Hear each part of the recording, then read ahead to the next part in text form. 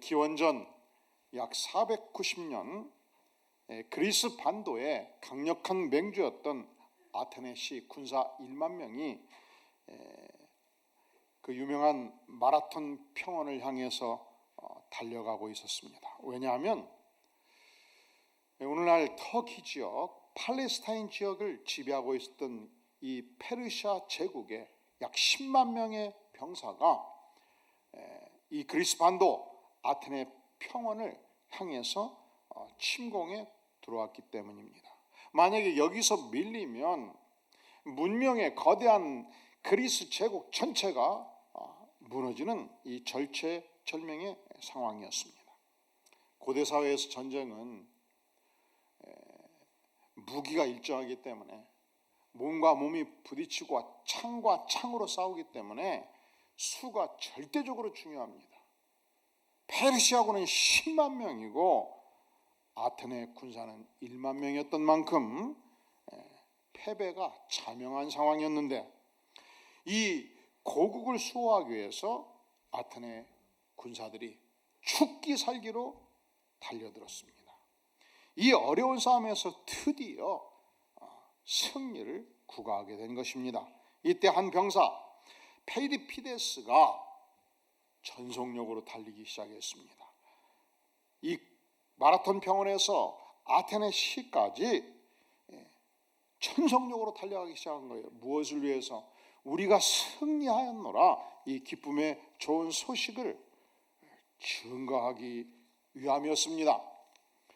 그리고 그가 아테네 시에 당도했을 때 운집에 있는 시민들을 향해서 외친 것입니다.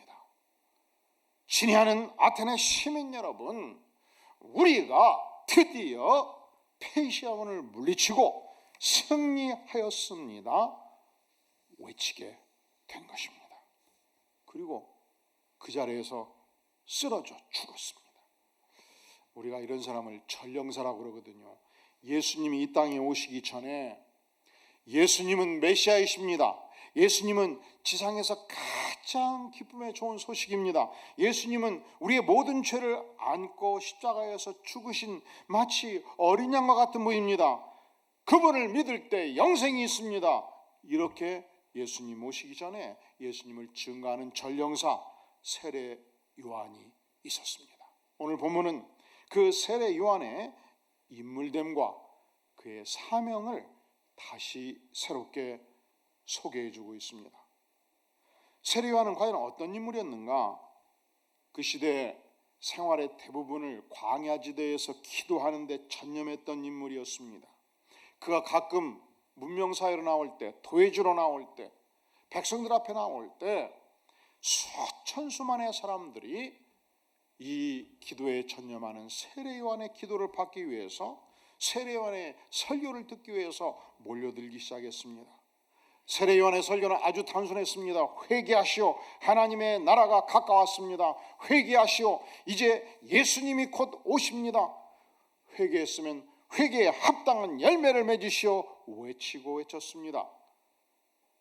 그리고 때때로 요단강가에서 물로 세례를 주었던 것입니다. 백성들은 요한을 만날 때마다 눈물로 회개했고 세례를 받고 그 인생을 바꿔가기 시작했습니다. 사람들의 눈으로 볼 때 세례 요한은 인기 절정의 인물이었습니다. 이 소문이, 왜냐하면 그가 나타날 때마다 수천 명, 수만 명들이 구름대같이 나타나서 그의 설교를 들었고 그로부터 세례를 받았기 때문에 이 소문이 종교 중심 도시인 예루살렘까지 나게 되었습니다. 예루살렘의 고위 종교 당국자들이 회의를 했습니다. 아니, 도대체 세례 요한이라는 인물이 누구란 말인가? 종교 지도자인 우리의 허락을 받지 않고서 어찌 종교 활동을 한단 말인가? 무슨 자격으로 세례를 준단 말인가? 과연 그의 정체성이 무엇인가? 그래서 세례 요한, 오늘날 우리식으로 표현하면 정체성 조사위원회를 구성하고 파견하게 된 것입니다. 드디어 위원들이 세례 요한을 만났습니다. 도대체 너의 정체가 무엇이냐? 너가 메시아 그리스도냐? 나는 아니라. 나는 그리스도가 아니라. 그럼 너는 구약에서 등장하는 엘리야의 현년이냐? 나는 엘리야가 아니라. 그러면 도대체 너는 누구냐? 선지자냐? 아니라. 그는 아니라 그렇게 말합니다. 추후 우리 예수님께서 세례요한이 누구인가 그 정체를 직접 밝혀주시거든요. 마태복음 11장 11절에 보면 내가 진실로 너에게 말하노니 여자가 낳은 자 중에 세례요한보다 큰 이가 일어남이 없도다. 세례요한은 인류 역사상 가장 위대한 인물이요, 영웅 중에 영웅이요, 선지자 중에 선지자인 것을 예수님이 직접 확인하셨습니다. 그럼에도 불구하고 세례요한은 나는 아니라 그렇게 말합니다. 세례요한이 오기 전에 약 400년 전 말라기서 4장 5절에서 예언하기를 보라 여호와의 크고 두려운 날이 이르기 전에 내가 선지자 엘리야를 보내리라. 예수님 오시기 전에 심판주요 구세주인 예수님이 오기 전에 전령사로서 선지자 엘리야를 보낸다고 주께서 약속을 하셨습니다. 그리고 예수님이 직접 말씀하십니다. 마태복음 11장 14절에 보면 만일 너희가 즐겨 받을진대 오리란 엘리야가 바로 이 사람 세례 요한이니라. 그러니까 예수님 자신이 세례 요한이 엘리야인 것을 확증해 주셨거든요. 그런데도 불구하고 세례 요한은 왜 자신이 선지자가 아니요 엘리야가 아니라고 표현을 했겠습니까? 그것은 연유가 있습니다. 그 시대 백성들은 엘리야를 이렇게 기대했습니다. 엘리야가 어떻게 세상을 떠났습니까? 구약시대에 죽음을 보지 않고서 직접 육체의 몸으로 천국으로 지켜간 인물이 두 사람이 있습니다. 누구지요? 따라해 볼까요? 에녹, 엘리야. 이 두 인물은 육체의 죽음을 보지 않고 천국으로 직접 불려간 자들이었습니다. 그래서 엘리야가 이 땅에 올 때는 아기로 태어나지 않고 마치 우리 예수님께서 구름 타고 이 땅에 오시듯이 엘리야는 구름을 타고 찬란한 모습으로 성인의 모습으로 하늘에서 내려오리라고 기대를 했습니다. 엘리야가 하늘에서 내려오면 메시아 예수님을 향해서 기름 부음을 받고 세례를 주리라 그렇게 기대를 했습니다. 그렇게 엘리야를 신격화했고 환상적인 존재로 여겼던 만큼 세례 요한은 자신이 아니라고 표현한 것입니다. 왜냐하면 실제 세례 요한은 어떤 인물이었는가? 그는 대부분의 시간을 광야지대에서 산속 깊은 곳에서 움막 속에서 기도하는 삶을 살고 있었습니다. 그는 문명사회를 떠나서 산중 깊은 곳에서 약대 털옷을 입고 마치 거지 대장과 같이 기도에 집중하는 인물이었습니다. 그러니까 나 세례 요한은 누군가? 여러분이 기대하는 환상적인 엘리야의 모습이 아니다. 나는 화려하게 나타나는 엘리야가 아니다. 나는 움막에서 하나님과 동행하는 기도에 집중하는 사람에 불과하다. 이렇게 표현해주고 있는 것입니다. 보편적으로 인간이 가장 극복하기 어려운 것이 무엇인가? 사실은 교만을 극복하기가 어렵습니다. 그래서 우리가 일찍이 출세를 하면, 일찍이 명예를 얻으면, 일찍이 큰 자산을 얻으면 자신이 위대하다고 생각하고 자신이 능력 있다고 생각하기 때문에 교만이 극복이 되지 않는 거예요. 사랑하는 성도 여러분, 여러분의 자녀들이 어떻게든지 20대, 30대는 엄청 고생도 하고 40대, 50대는 조금씩 성공하고 60대 와서 좀 안정되고 웬만하면 세상이 말하는 성공적인 인물이 안 되는 것이 안전해요. 내가 성공을 안 하면 교만한 근거가 없거든요. 내가 가진 것이 많지 않으면 교만할 수가 없지 않습니까? 근데 20대 후반, 30대 중반에 막 엄청난 명예를 얻거나 장관이 되거나 거대한 차금을 벌면 나만큼 위대한 사람이 세상에 없다고 생각을 해요. 아무리 겸손을 해도 겸손할 수가 없어요. 그런데 세례 요한은 이미 30대 초반에 유대 사회 전체를 뒤흔드는 강력한 성령의 능력을 가진 인물이 되었습니다. 그가 산중에서 내려올 때마다 수천 명 수만 명 백성들이 그를 따라왔고 그의 설교에서 은혜를 받았고 그로부터 세례를 받게 된 것입니다. 그런데 너가 그리스도냐 물을 때 아니라, 너가 세례 요한이냐 물을 때 아니라, 너가 선지자 물을 때 아니라 답변을 합니다. 다시 조사위원들이 질문합니다. 그렇다면 너가 무슨 자격으로 이 수천 수만의 사람들을 향해서 세례를 줄 수 있단 말이냐? 너가 도대체 누구냐? 다시 묻습니다. 자, 우리 다 함께 25절 말씀 같이 한번 읽어볼까요? 시작. 또 물어 이르되 내가 만일 그리스도도 아니요 엘리야도 아니요 그 선지자도 아닐진데 어찌하여 세례를 베푸느냐? 이 질문 앞에서 세례 요한은 뭐라고 답변합니까? 26절 27절 시작. 요한이 대답하되 나는 물로 세례를 베풀거니와 너희 가운데 너희가 알지 못하는 한 사람이 섰으니 곧 내 뒤에 오시는 그이라. 나는 그의 신발끈 풀기도 감당하지 못하겠노라 하더라. 지금 조사위원들의 질문이 무엇입니까?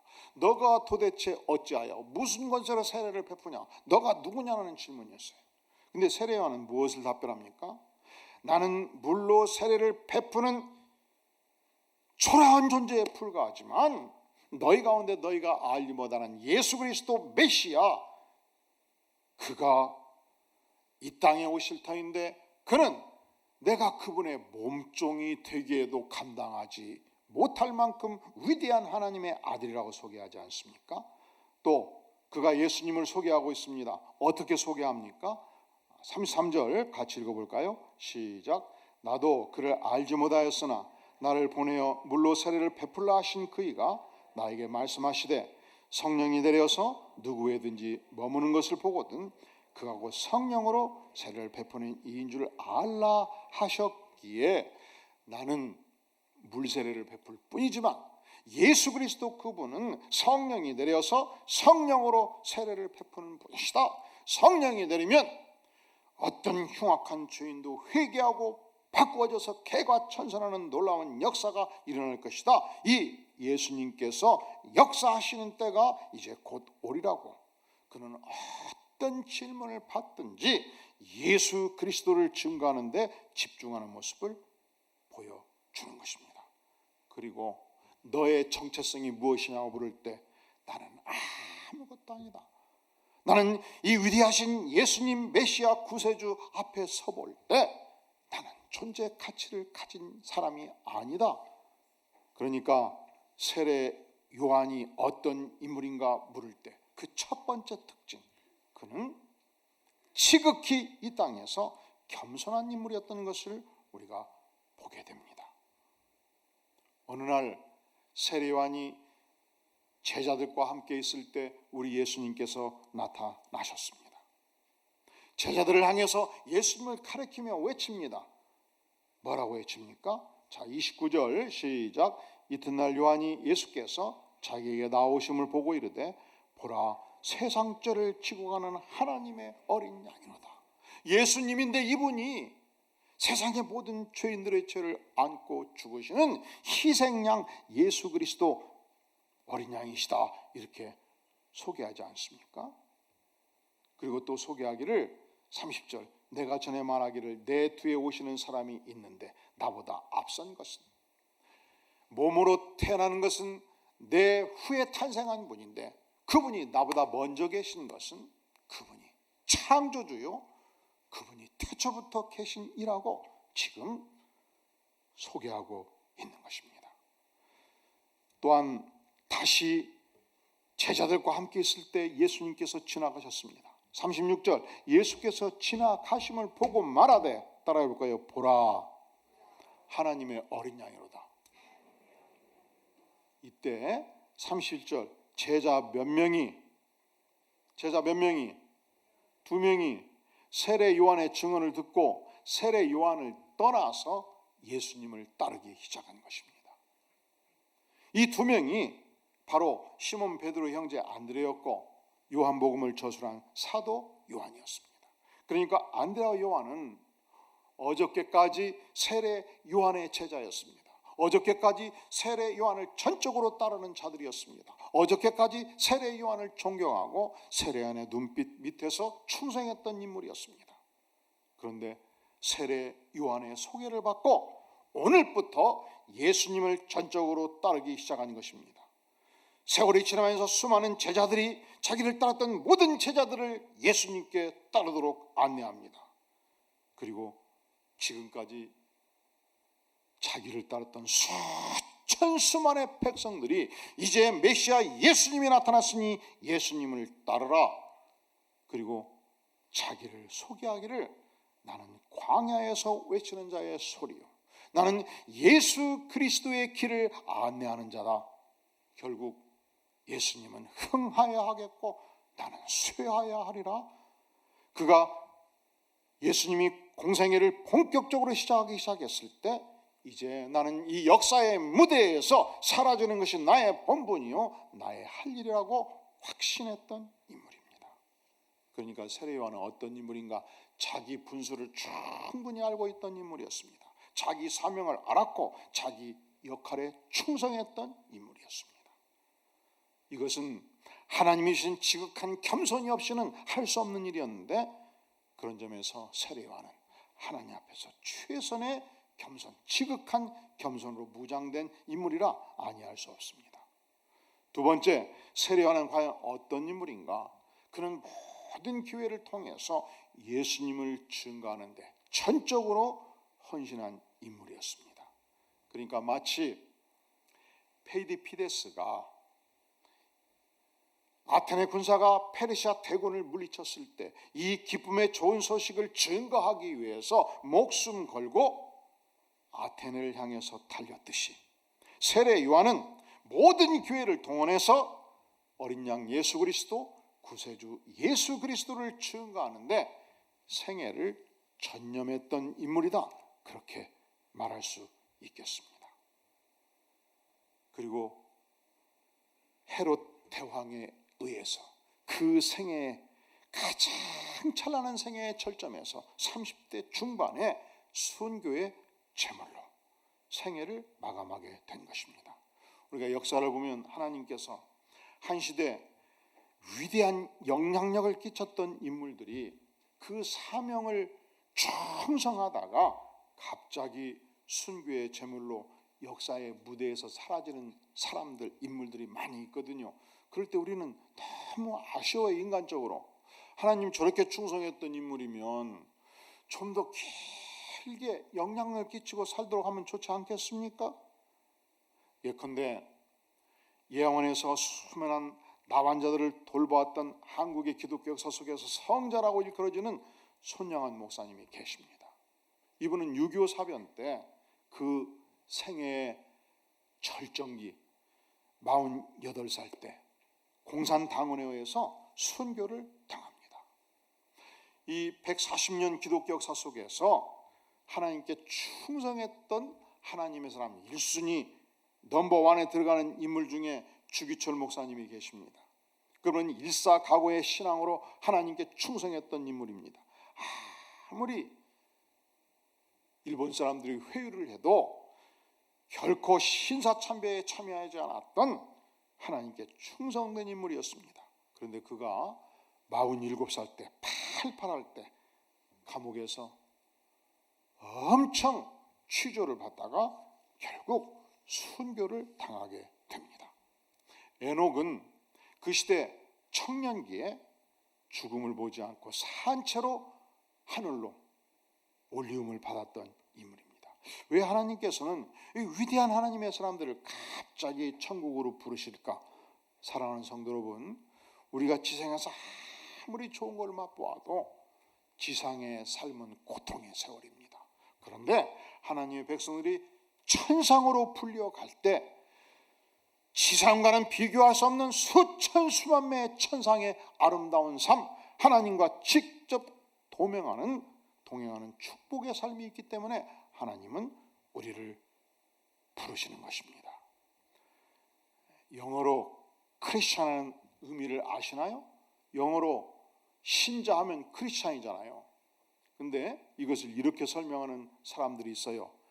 크라이스트, 예수님이 있고, 예수님이 내 인생의 전부고, 예수님이 에브리띵이고, 그 다음에 그 옆에다가 IAN을 붙였잖아요. 이 IAN이 뭐의 약자냐? I am nothing의 약자라는 거예요. Christ everything. 예수님이 내 인생의 모든 것이고 나는 예수님 앞에서 아무것도 아니다. 이것이 세례 요한의 삶이었습니다. 왜냐하면 예수님은 내 인생의 주인이시기 때문에, 왜냐하면 예수님은 창조주시기 때문에, 왜냐하면 예수님은 내 인생의 치명적인 모든 죄들을 안고 십자가에 죽으심으로 우리에게 구원의 은혜를 베풀어 주셨기 때문에 우리는 예수님 앞에서 그 은혜 앞에 부복하고 예수님을 증거하고 예수님께 영광 돌리는 삶을 살게 되는 것입니다. 뉴욕 메트로폴리탄의 지휘자였던 아르투로 토스카니를 기억하시죠?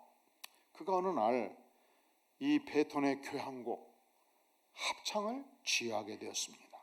이 합창곡은요, 두 그룹이 필요해요. 하나는 약 100여 명의 오케스트라 전문 단원이 필요하고, 또 하나는 약 200명에서 600명, 1000명의 합창 단원이 필요하고, 이 연주를 마쳤을 때 너무도 감동이 깊어가지고 관객 1000원이 기립해서 환호의 박수를 치게 된 것입니다. 이때 토스카니니가 회중을 향해서 환호에 보답하면서 절을 정중하게 3번을 했습니다. 그리고 뒤돌아서 가지고 합창 단원과 오케스트라 단원들을 전부 이렇게 세워 가지고 같이 또 인사를 했습니다. 관객들이 열광적인 박수의 화답을 보냈습니다. 그리고 마지막으로 이 토스카니니가 중앙 무대를 향해서 쭉 걸어나가서 관객들 가장 가까이 나가서 마지막으로 인사를 했을 때 폭풍 같은 함성과 박수의 세례를 받게 된 것입니다. 드디어 침묵이 왔을 때 토스카니니의 특별한 멘트가 시작이 되었습니다. Ladies and gentlemen, I am nothing.